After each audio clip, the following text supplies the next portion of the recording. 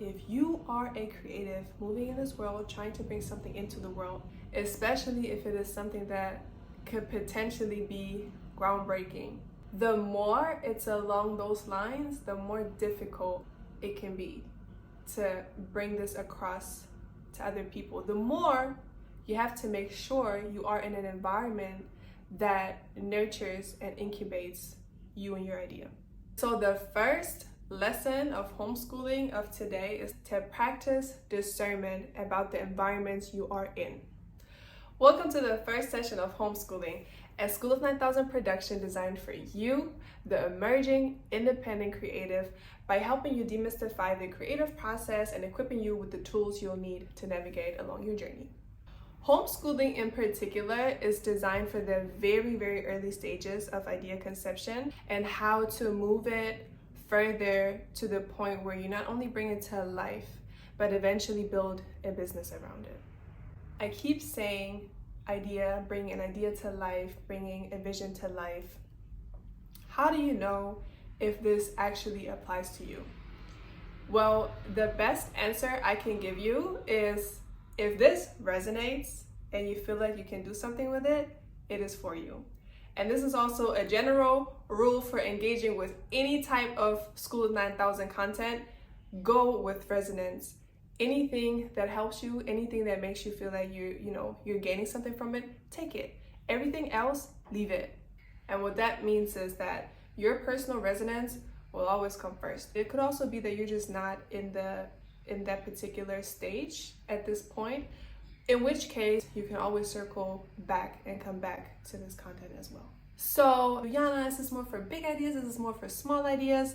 Well, the thing is not so much whether it is a big or a small idea. The relevant factor is you want to bring it to life. I'm referring to the basic fundamental step of materializing an idea, because the very definition of creating is actually to bring into existence, to move something that is intangible in your mind and bring it out into the materialized world. That is the determining factor. However, if it's more complex, if it's going to need people along the way to help you execute it, that's when the content of homeschooling will be most helpful. If you have something that you feel the need to bring to life, if you feel called to it's almost like you can't even do anything but to make sure this sees the light of the day, then it's for you. As a creative, as someone that is trying to bring things into the world that might not be there yet, there are two things that I want to point out to you about society, about how people work, that you need to be aware of in order to move smart but also peacefully. Number one, culture does not know how to nurture creative visions. It's not a norm. And number two, overall, there's very little respect for everything that is intangible. So things that already exist, things that you can smell, see, touch, those things will always have the upper hand. Okay, those two things, what do I mean by that? Point of view. You have this really good idea. You are so hyped by it. It's a whole movie. You are ready to get the ball rolling. You're excited. And so you do what every person in that situation does. You reach out to a friend, you reach out to an acquaintance, whoever, because you know instinctively, in order to bring something to life, you need to share it with another person to get another perspective, to add energy to it, to just make it realer than before, right? Now you have that conversation, you share, and it's quite likely that it did not go the way you'd hoped it would go.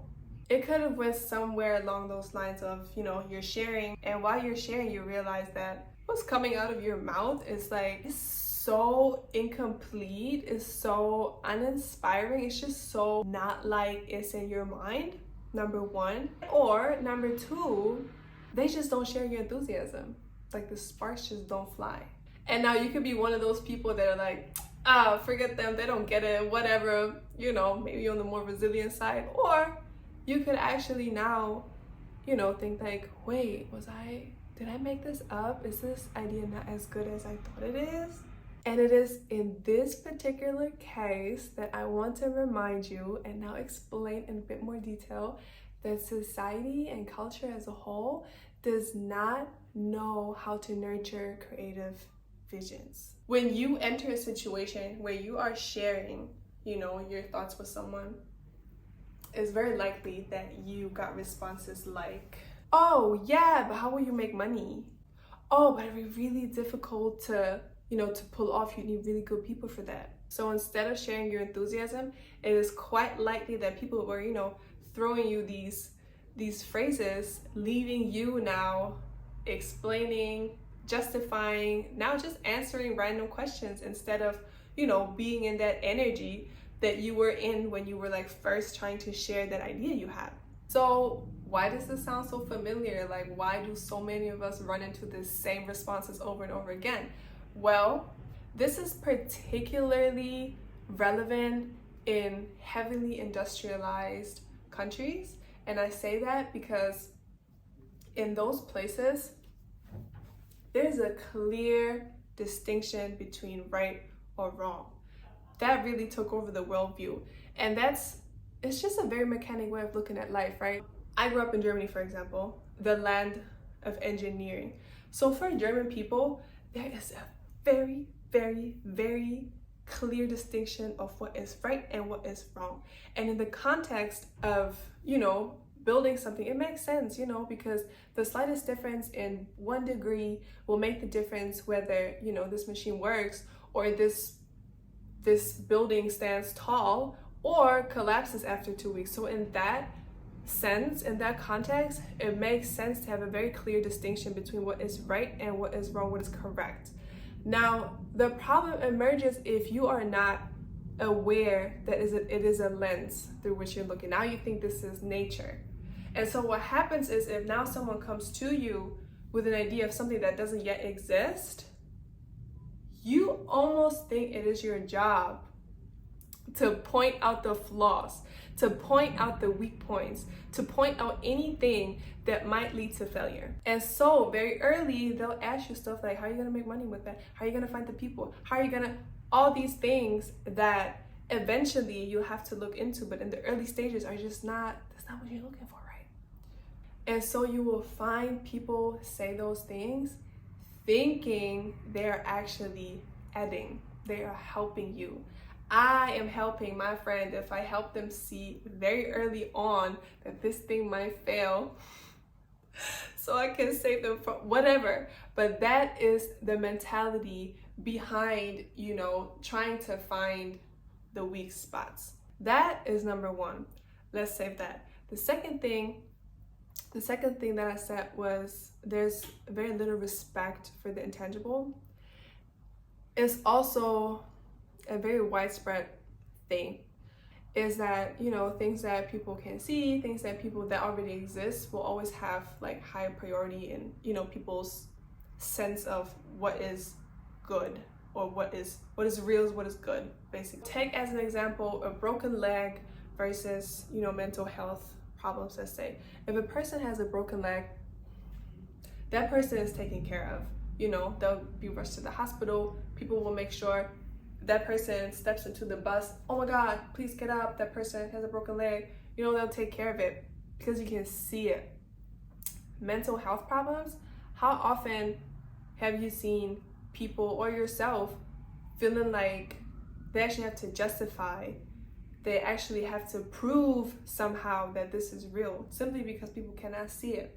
Or another example I like to take to illustrate this is take Airbnb, for example. In the very early stages, you don't think they came across the wildest objections? Because back then, when this didn't exist and was not the norm like today, they're like, wait, you want a stranger to come to my house? You want me to go to another city that I've never been in and want me to stay with strangers? Whereas today, if I were to tell you, hey, I came up with this idea, I would like to make an Airbnb, but with boats. Or I would like to make an Airbnb with music studios. Now, it's actually easier for me to convey this idea to you because a large portion of this idea already exists. It is real, Is there for people to feel, touch, experience it themselves. And so in that context, now creating an idea or a vision around that is easier for people to understand because it's already there. And taking that into the context of now creativity, why am I telling you that people generally, there's no culture for nurturing ideas, there's more of a culture of making sure failure doesn't happen? Why do I tell you that there is not much respect for intangible? It is, if you are a creative moving in this world, trying to bring something into the world, especially if it is novel, especially if it is something that could potentially be groundbreaking, the more it's along those lines, the more difficult it can be to bring this across to other people. The more you have to make sure you are in an environment that nurtures and incubates you and your idea. And so the first lesson of homeschooling of today is not so much you do this, you do that. It is to practice discernment about the environments you are in. So next time you find yourself in a situation like that, practice that discernment. Look very closely at how you're feeling. If you're sharing and you're now starting to feel like, ooh, this is not what I'm looking for, energy-wise, keep it. You don't have to share with everyone. You don't have to share with that particular person. Go with how you feel first and foremost. And as I like to say, it's not like we don't share because we now expect, a whole SWAT team to emerge in front of us that will now take care of everything. That's not even the point. In the very early stages of an idea conception, if it's still mostly here, what you're looking for is an energy. It's not so much what exactly a person says. It's more the energy they bring. And if they question you, if they have you justify, if they have you, think in terms of what can go wrong, it is a subtracting energy. And that is something you want to be very, very mindful of, because I'm telling you, in those always, but specifically in those early stages, doubt, questioning of that type for your idea, for your vision, is lethal. So you want to make sure you protect your idea. So 2 things I want you to take away from this. Number 1 is don't take it personal. Don't take it personal. Now you know how much of a cultural phenomenon this is, and that people in the most cases might not even be after you. You know what I mean? It's like they're actually thinking they're helping, failure recognition, let's just say. So they often think they're helping.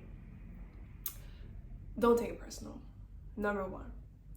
Number 2, don't put up with it though. So what I'm saying is, if you sense this whenever it's enough to sense it, shut it. You don't have to seek, any type of approval or validation.